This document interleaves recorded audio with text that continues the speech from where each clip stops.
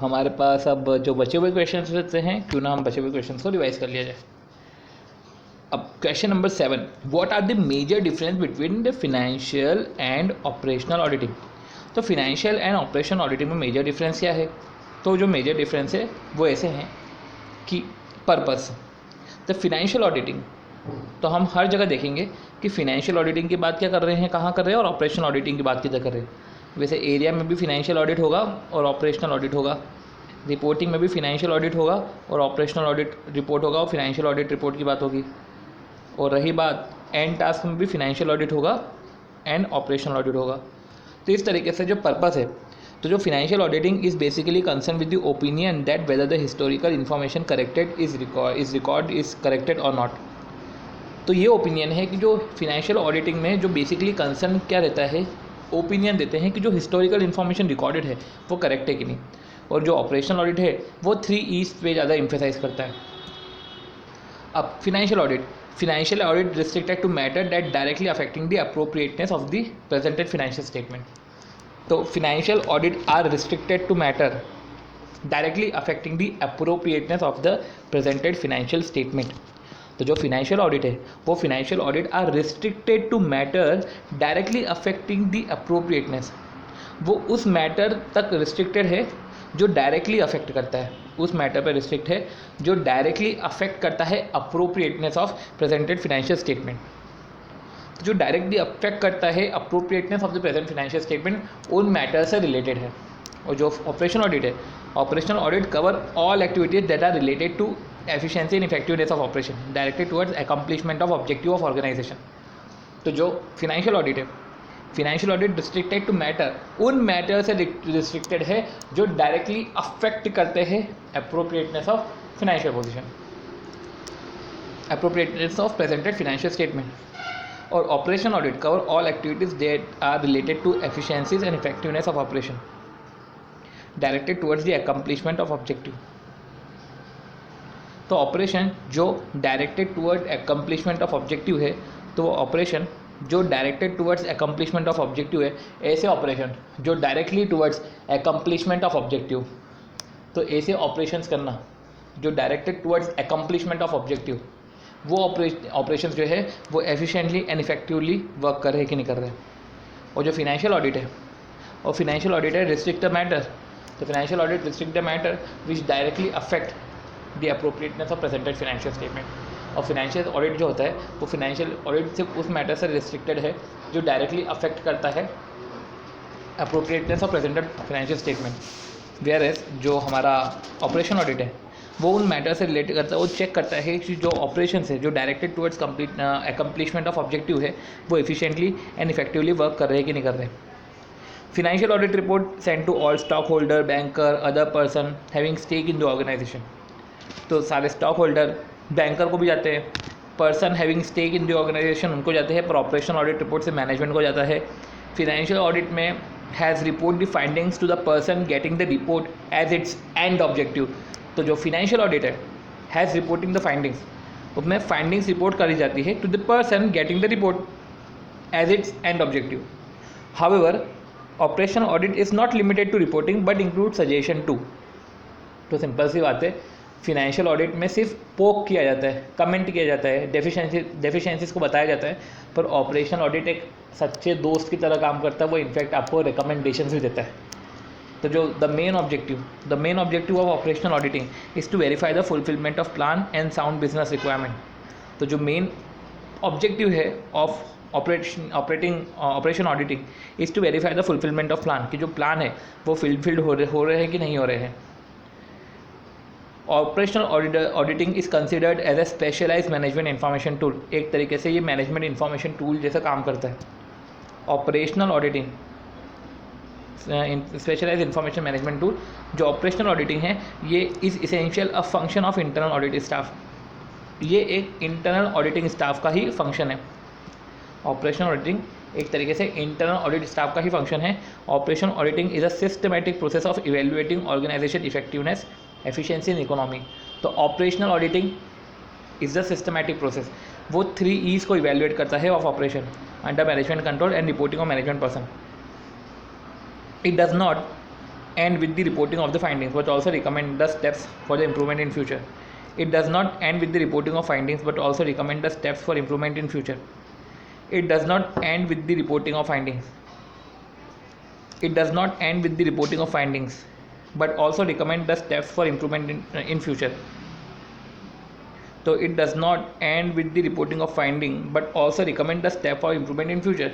तो ये कोई एंड नहीं करती है रिपोर्टिंग ऑफ फाइंडिंग, मतलब कि ये एंड ऑपरेशन ऑडिट इस पर ही एंड नहीं होता है कि फाइंडिंग्स रिपोर्ट करती, बट ये रिकमेंड करते हैं स्टेप फॉर द इम्प्रूवमेंट और इम्प्रूवमेंट की स्टेप्स भी बताते हैं.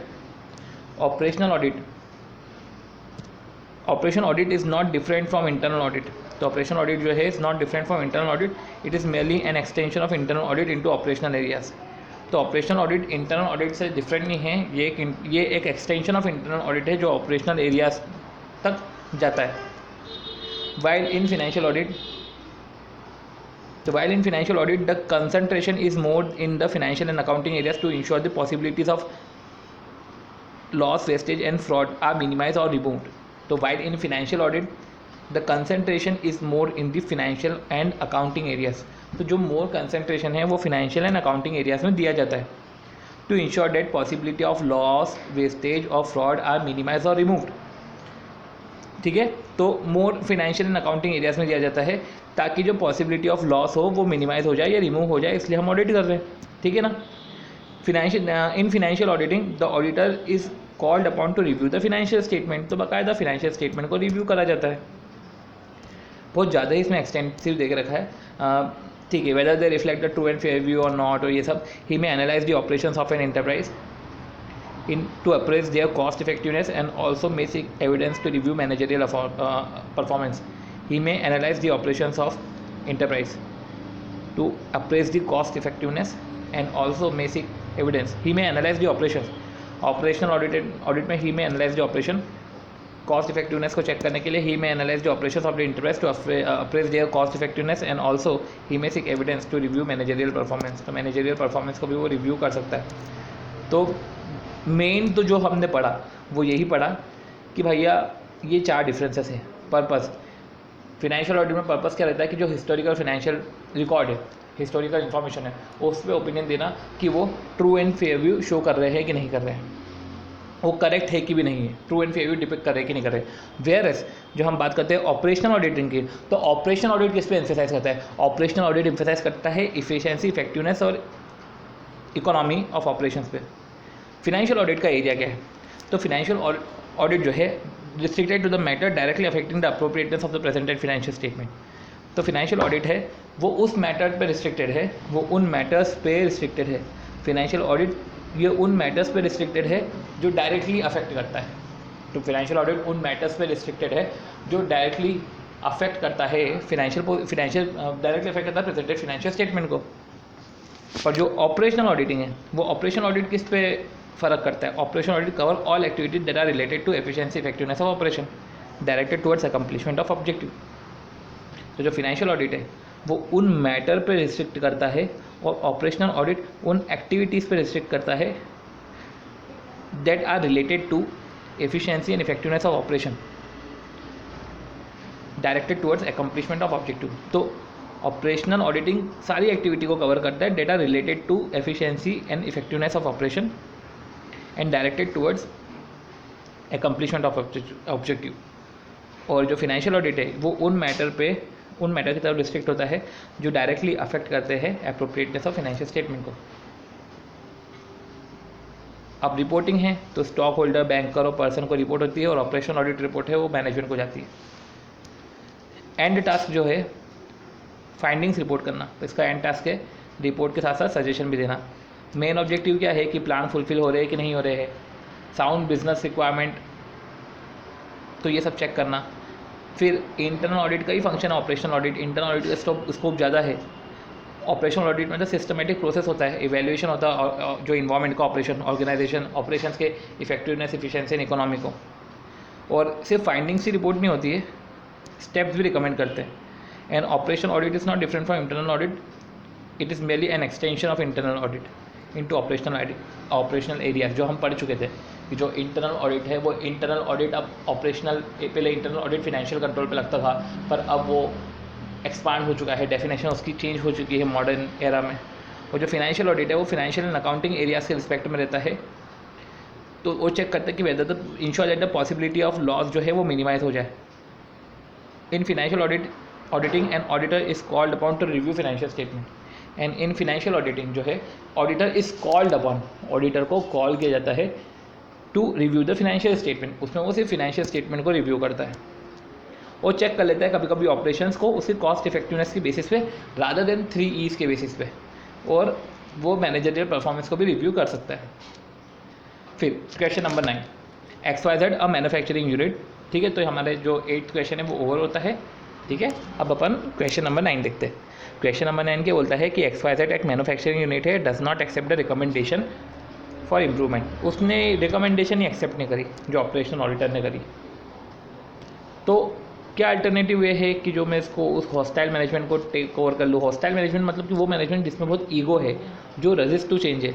तो उस केस में क्या अल्टरनेटिव वे से हम मैनेजमेंट को टैकल कर सकते हैं कि जब रिकमेंडेशन को एक्सेप्ट नहीं करे तो ऑपरेशनल ऑडिटर की।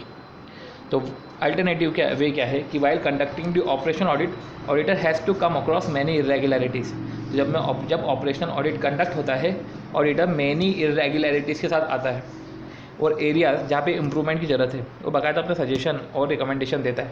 अब ये जो सजेशन रिकमेंडेशन है मैनेजमेंट एक्सेप्ट भी कर सकता है और नहीं भी कर सकता है, और अगर नहीं करेगा तो this would defeat the very purpose.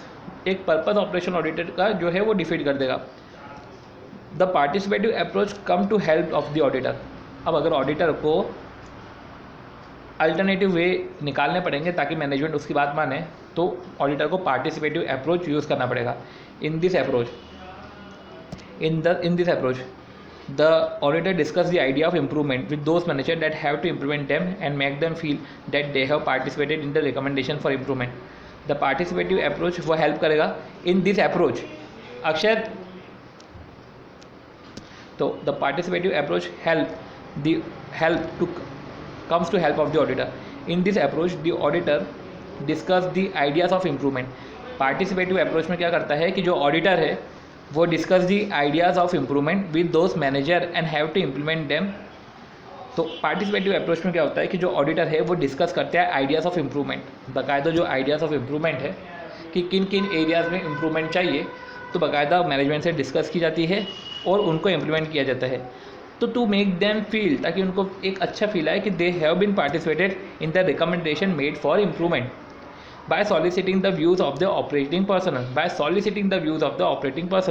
the operational audit becomes cooperative enterprise. The participative approach, अब ये जो पार्टिसिपेटिव अप्रोच होता है वो इनकरेज करता है ऑडिटी को to develop a friendly attitude towards the auditor, and इससे वो लुक फॉरवर्ड होते हैं towards the guidance in a more receptive fashion, और चीज़ों को बेटर तरीके से रिसेप्ट करते हैं। While participative method is adopted then the resistance to change become minimal. जब पार्टिसिपेटिव अप्रोच होता है तो रेजिस्टेंस टू चेंज हो जाता है, वो मिनिमल हो जाता है। Feeling of hostility disappear and gives room for feeling of mutual trust. Team spirit develop होती है and the auditor and auditor together try to achieve the common goal. तो कितने सारे ऑब्जेक्टिव्स की बात करी कि फ्रेंडली एटीट्यूड डेवलप होता है, they look forward to their guidance in a more receptive fashion while participative method is adopted। तो रेजिस्टेंस जो होता है वो कम हो जाता है, एक म्यूचुअल ट्रस्ट की फीलिंग डेवलप हो जाती है, हॉस्टिलिटी की जो है फीलिंग वो डिसअपियर हो जाती है, टीम स्पिरिट डेवलप हो जाती है। The auditor and auditee together try to achieve the common goal. The auditor and auditee together try to achieve the common goal. The purpose recommendation are discussed with the auditee and modification as may be agreed upon are incorporated in the operational audit report. The proposed recommendation are discussed, बाकायदा जो भी वो recommendation propose कर रहा है वो auditor से discuss किया जाता है, और जो and modification as may be agreed, तो जो modification उसको अगर कुछ रिपोर्ट में देने हैं as may be agreed upon जो है वो ऑडिट रिपोर्ट में incorporate किए जाते हैं। With this attitude of the auditor it become absolutely easy to implement the proposed suggestion। अगर ये ऐसा एटीट्यूड रखेंगे तो उनके प्रपोज सजेशन को इम्प्लीमेंट कर सकते हैं as the auditee themselves take initiative for implementing, कि ऑडिटी खुद से ही टेक करेगा initiative for implementing, and the auditor do not have to force any change on the auditee. और ऑडिटर है do not have to force any change, तो auditor है कोई फोर्स नहीं करेगा any change on the audit. अब hence operational auditor of XYZ should adopt the above mentioned participative approach. तो हमने क्या पढ़ा कि ऑपरेशनल ऑडिट में हमने देखा कि while conducting operational audit auditor को कम अक्रॉस हो सकता है various irregularities and areas of improvement can be made. तो वेरियस इरेगुलरिटीज़ जिस एरिया में उसको लग रहा है इम्प्रूवमेंट चाहिए, सजेशन और रिकमेंडेशन के साथ एक अपनी रिपोर्ट देता है. अब this suggestion and recommendation for improvement may not be accepted by hostile manager. अब ये जो suggestion improvement suggestion and recommendation है वो may not be accepted by the hostile manager. तो वो हॉस्टाइल मैनेजर उसको एक्सेप्ट नहीं करे, और अगर नहीं करेंगे तो एक वेरी पर्पस डिफीट हो जाएगा. इसलिए एक पार्टिसिपेटिव अप्रोच जो है वो ऑडिटर को हेल्प करती है. अब पार्टिसिपेटिव अप्रोच जो रहती है वो ऑडिटर को कैसे हेल्प करेगी? वो पार्टिसिपेटिव अप्रोच कैसे हेल्प करेगी? In this approach auditor discuss करता है आइडियाज़ ऑफ इम्प्रूवमेंट. तो इस अप्रोच में जो ऑडिटर है वो ऑडिटर डिस्कस करता है ideas of improvement with those manager that have to implement them. तो उन मैनेजर्स के साथ डिस्कस करता है जिनको इम्प्लीमेंट करना है, उनको फील करवाता है कि वो पार्टिसिपेटेड है और रिकमेंडेशन में उनका भी पार्टिसिपेशन है, ताकि वो रिकमेंडेशन वो अडॉप्ट कर पाए. तो इसलिए वो ज़्यादा रिसेप्टिव हो जाते हैं, वो looking forward to the guidance हो जाते हैं, और टुगेदरली फिर एक म्यूचुअल ट्रस्ट जो है वो क्रिएट होता है. रेजिस्टेंस टू चेंज खत्म हो जाता है, हॉस्टिलिटी मैनेजमेंट खत्म होकर पार्टिसिपेटिव अप्रोच हो जाता है. वो जो है वो कॉमन गोल पर वर्क करते हैं. The proposed recommendation are discussed with the auditee and modification as may be. The proposed recommendation are discussed with the auditee. जो proposed recommendation है are discussed with the auditee. तो जो proposed recommendation है the proposed recommendation are discussed with the auditee and modification as may be agreed upon are incorporated in the operation audit report. तो जो proposed recommendation है वो auditee के साथ discuss होती है, वो ऑडिटर के साथ बाकायदा डिस्कस होती है जो प्रपोज उनको रिकमेंडेशन करनी है, और मॉडिफिकेशन एज में भी एग्रीड अपॉन वो ऑपरेशन ऑडिट रिपोर्ट में लिखी जाती है, एंटर की जाती है. अगर ऐसा एटीट्यूड रखते हैं तो एब्सोल्युटली ईजी हो जाता है कि आपके सजेशंस को ऑडिटी अडॉप्ट करे और इनिशिएटिव ले और इम्प्लीमेंट करे. तो इसलिए ऑडिटर को फिर फोर्स भी नहीं करना पड़ेगा. तो इस तरीके से हमने ये पढ़ा है क्वेश्चन नंबर 9. अब आ जाती है क्वेश्चन नंबर 11 की. The MD of X limited is concern about high employ attrition rate. Attrition rate मतलब ज़्यादा एम्प्लॉयज़ आ रहे हैं जा रहे हैं, इस तरीके से ये एट्रीशन रेट को शो करता है in this company. As the internal auditor of the company he request you to analyse the cause. देखो अब बात हुई थी कि हाई एम्प्लॉय टर्नओवर रेट. मैंने क्या समझा, उसको टर्नओवर रेट से मैंने एट्रीशन रेट को समझ गया, जबकि एट्रीशन रेट अलग है. एट्रीशन रेट का मतलब है कि एम्प्लॉयज़ ज़्यादा जा रहे हैं. तो internal auditor request you as the internal auditor the company request you कि आप एनालाइज करो कॉज फॉर द सेम, कि क्यों ऐसा हो रहा है. What factor would you consider in such analysis. तो अगर वो एनालिसिस करना चाहता है तो क्या क्या फैक्टर्स को देखने पड़ेंगे. तो factor responsible for high employ attrition rate. तो जो फैक्टर जो है वो कैसे फैक्टर्स हो सकते हैं. सबसे पहले जॉब करने के दौरान जो जॉब स्ट्रेस है, वर्क लाइफ इम्बैलेंस है, जो है मैनेजमेंट की रॉन्ग पॉलिसीज़, सीनियर स्टाफ का रूड बिहेवियर, फिर मैनेजमेंट की रॉन्ग पॉलिसीज़, और जो मैनेजमेंट की जो वेलफेयर स्कीम्स है वो भी लैक करती है. मैनेजमेंट जो प्रमोशन करता है उसमें भी लिमिटेड अपॉर्चुनिटीज़ है.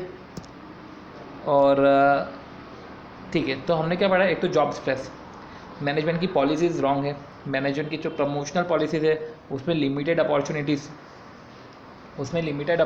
है. मैनेजमेंट के लेबर वेलफेयर स्कीम में बहुत लैग है.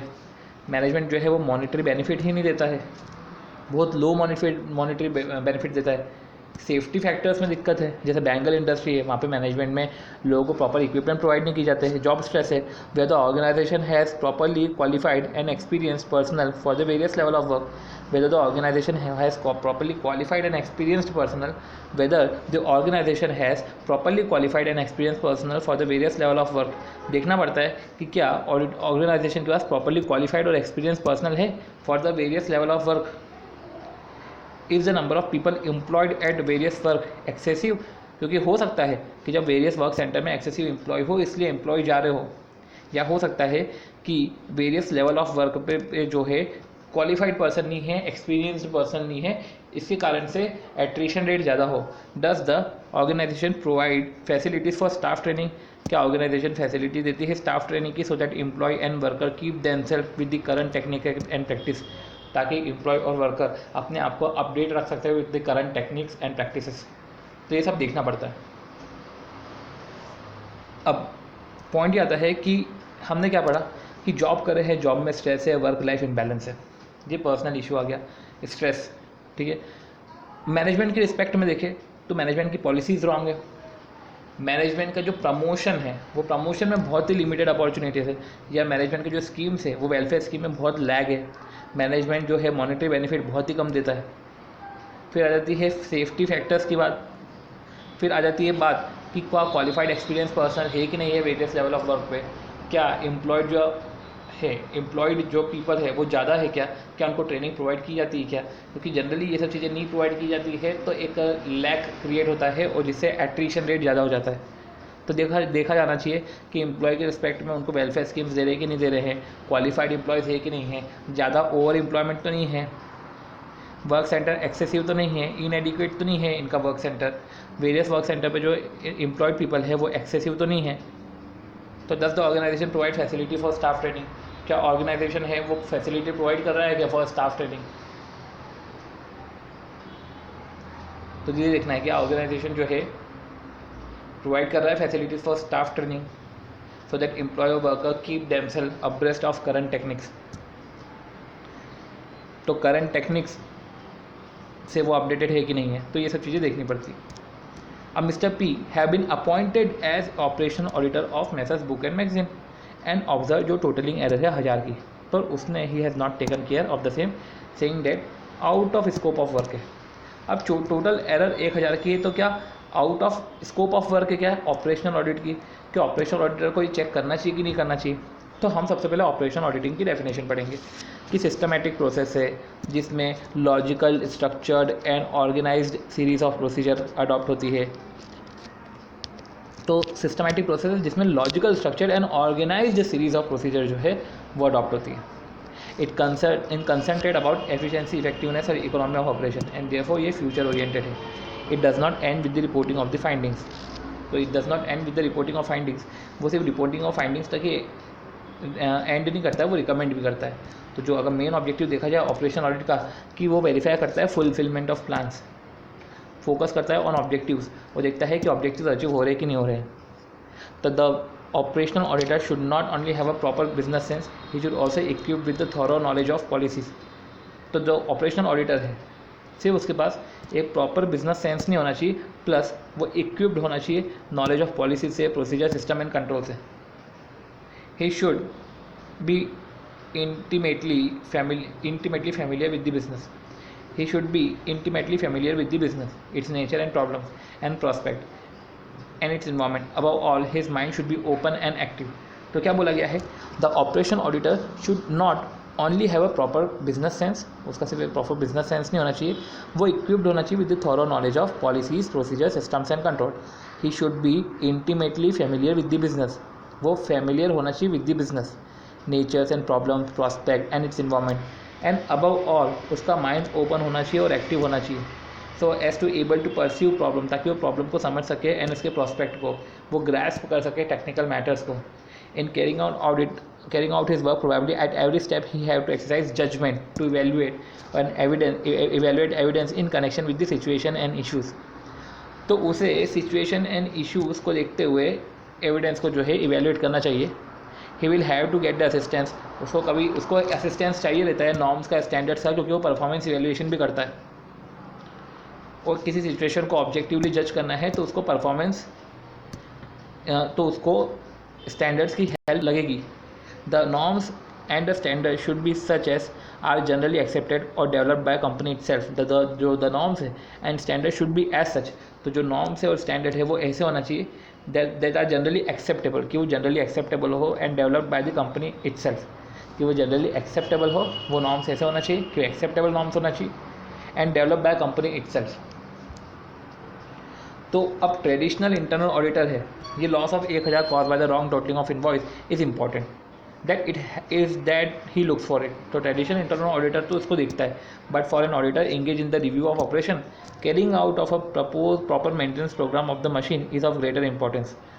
ऑपरेशनल ऑडिटर जब रिव्यू करता है, बट फॉर एन ऑडिटर जो इंगेज है इन द रिव्यू ऑफ ऑपरेशन, तो उसको ये चेक करना पड़ता है कि प्रॉपर मेंटेनेंस प्रोग्राम है कि नहीं ऑफ द मशीन, कि जो ताकि वर्क जो है वो इफिशिएंटली, इकोनॉमिकली और इफेक्टिवली वर्क हो रहा है कि नहीं हो रहा है। Great importance because considerable production loss due to machine break down can thus be prevented in both the cases. Auditors objective, अगर दोनों के केस में देखा जाए तो ऑडिटर का ऑब्जेक्टिव ये है to see that the business and its profitability do not suffer from avoidable loss. Auditor दोनों केसेस में ऑडिटर का क्या ऑब्जेक्टिव है कि जो बिजनेस है एंड प्रॉफिटेबिलिटी है उसको सफर नहीं होना चाहिए from avoidable loss, but nevertheless there is distinct between in the approach, but it should not be assume that since an auditor operation auditor is concern with the audit of operation, but it should not be assumed that since the operational auditor is concerned with the audit of operations and review of operating condition, he is not concerned with the financial aspect of transactions and control. And there is a distinct difference in approach, but it should not be assumed. पर थोड़ा सा distinct difference है approach में, but उसको ऐसे नहीं समझना चाहिए कि जो ऑपरेशनल ऑडिटर है, operation auditor is concern only with the audit of operation and review of operating condition, he is not concern with this. इसको ऐसा नहीं समझना चाहिए। Hence the contention of operation auditor that totaling error in invoice of 1000 is out of scope is not correct as operational audit is carrying out to ensure that all the management functions like planning, organizing, staffing, directing, controlling are working efficiently and effectively. तो operation audit ये ensure करता है कि जो सारे management functions है, planning, organising, directing, staffing, controlling, वो अच्छे से वर्क हो। Such kind of error is very much in scope because such an existence of error indicate the controlling system. तो हमने जब कंट्रोलिंग की बात करी तो कंट्रोलिंग मैनेजमेंट की कंट्रोलिंग फंक्शन भी चेक करता है, और अगर 1000 रुपये का जो है क्रिएट हो रहा है डेफिशिएंसी, टोटलिंग एरर जो है अगर क्रिएट हो रहा है, तो इस तरीके से ये यही शो कर रहा है कि जो मैनेजमेंट के फंक्शन है वो अच्छे से परफॉर्म नहीं हो रहे हैं, इसलिए ऑडिटर को इन सब पे भी कंसर्न देना चाहिए। तो इस तरीके से हमने जो है ये वाला क्वेश्चन पढ़ा था। अब आता है क्वेश्चन नंबर 30। तो हमने जो रिवाइज करा है वो हम फटाफट देख लेते कि हमने क्या पढ़ा था। हमने पढ़ा था कि ऑपरेशन ऑडिटर को टोटलिंग एरर देखना चाहिए कि नहीं देखना चाहिए। तो ऑपरेशन ऑडिटर जो एक सिस्टमेटिक प्रोसेस है जो 3 E's पे फोकस करता है ऑफ ऑपरेशन, और वो फ्यूचर ओरिएंटेड है। बाकायदा वो फाइंडिंग्स के साथ साथ वो रिकमेंडेशन भी प्रोवाइड करता है। अब जो मेन ऑब्जेक्टिव है ऑपरेशन ऑडिटर का, टू वेरीफाई दैट कि जो फुलफिलमेंट ऑफ प्लान है एंड साउंड बिजनेस रिक्वायरमेंट है, as also to focus on objective and their achievement of objective. तो ये फोकस करता है on objective and achievement of objective. And operational auditor should not have a proper business sense, he should also be equipped with a thorough knowledge. उसको सिर्फ proper business sense नहीं होना चाहिए, साथ में उसको पॉलिसीज़ का नॉलेज, प्रोसीजर का नॉलेज, सिस्टम एंड कंट्रोल का नॉलेज भी होना चाहिए। वो फैमिलियर होना चाहिए with the business, and above all उसका माइंड एक्टिव होना चाहिए, ओपन होना चाहिए, so as to able to pursue problems and prospects, so as to able to pursue problem and prospects and grasp technical matters. So in carrying out his work probably at every step he has to exercise judgment, उसको judgment exercise करना पड़ेगा in various situation or issues. He will have to get the assistance of norm and standard. अगर उसको जब भी standards या norms की need हो, वो standards और norms को जो है standards और norms की assistance उसको लगता रहेगा। अब ट्रेडिशनल जो इंटरनल ऑडिटर है, वो ट्रेडिशनल इंटरनल ऑडिटर को तो ये सब चेक करना ही पड़ता है, पर ऑपरेशनल ऑडिटर को अगर देखा जाए तो उसको सिर्फ ये मेंटेनेंस प्रोग्राम चेक करने पड़ते हैं ऑफ मशीन, क्योंकि वो एक ग्रेटर इंपॉर्टेंस में है कि अननेसेसरी कोई प्रोडक्शन लॉस नहीं हो। पर अगर देखा जाए तो जो बोथ ऑब्जेक्टिव है, दोनों ऑडिटर का यही ऑब्जेक्टिव है कि सफ़र नहीं है organisation from the unavoidable loss. But it should not be assume, इसको ऐसे एज्यूम नहीं करना चाहिए कि जो ऑपरेशन ऑडिटर है वो concern with the audit of operation and review of operating condition, और he is not concern with the financial aspect. तो ऐसा नहीं समझना चाहिए, क्योंकि कंटेंशन ऑफ ऑपरेशन ऑडिटर बहुत इनवैलिड है, क्योंकि जो ऑपरेशन ऑडिटर है वो इंश्योर करता है कि जो मैनेजमेंट फंक्शन है पॉट्स कॉर्ब करके, तो उसमें कंट्रोलिंग फंक्शन भी आता है, तो वो इंश्योर करता है कि जो कंट्रोलिंग फंक्शन है वो अच्छे से वर्क कर रहे हैं कि नहीं कर रहे हैं। अब आ जाती है प्राइवेट कंपनी की बात। तो प्राइवेट लिमिटेड कंपनी जो है जिसका आउटस्टैंडिंग लोन और बोरोइंग है from the bank exceeding 100 crore wants to appoint internal auditor. अब सिंस बोरोइंग जो है वो एक्सीड कर रहा है 100 करोड़ से, तो इंटरनल ऑडिटर अपॉइंट कर सकता है। तो who can be appoint as internal auditor, तो इंटरनल ऑडिटर कौन अपॉइंट हो सकता है? तो who can be appoint as an internal auditor and क्या क्या उसको रिव्यू करना पड़ेगा, तो हमको ये देखना पड़ेगा कि जो इंटरनल ऑडिटर कौन कौन अपॉइंट हो सकता है। तो या तो वो सीए हो सकता है, सीएस हो सकता है, भले वो प्रैक्टिस में हो या ना हो, या अदर कोई से प्रोफेशनल हो सकते हैं जो बोर्ड डिसाइड करे। और ठीक है, जो इंटरनल ऑडिट करेगा फंक्शंस और एक्टिविटीज़ का, और इनफैक्ट एम्प्लॉय भी हो सकते हैं। तो सीएस प्रोफेशनल और एम्प्लॉय, तो पहले तो बढ़ रहे थे और एकदम से फिर गिर गए कि एम्प्लॉयज़ भी कर सकते हैं। अब जो work to be reviewed by the internal auditor, तो 7 वर्क देके रखे हैं कि भैया इंटरनल कंट्रोल को देख लेगा, सेफगार्डिंग ऑफ एसेट्स को देख लेगा, कंप्लायंसेस को देख लेगा, पॉलिसीज प्लान्स एंड प्रोसीजर को के कंप्लायंस को, और इंश्योर करेगा कि जो इन्फॉर्मेशन, हाँ देखेगा कि जो डेटा कलेक्ट करी है, सिस्टम ऑफ कलेक्टिंग डेटा, जो मॉनिटरिंग एंड नॉन मॉनिटरिंग है, वो प्रॉपरली कलेक्ट डेटा कर रहे हैं कि नहीं कर रहे हैं, और जो इन्फॉर्मेशन मैनेजमेंट को दी जा रही है वो रिलेवेंट एंड रिलायबल है कि भी नहीं है। तो सिंपल सी बात है, ये इंटरनल कंट्रोल सिस्टम का ही एक्सटेंशन है कि सिस्टम का ऑपरेशन चेक करेगा कि जो डेटा कलेक्टेड है वो मैनेजमेंट को जो डेटा जा रहा है वो सही जा रहा है कि नहीं जा रहा है।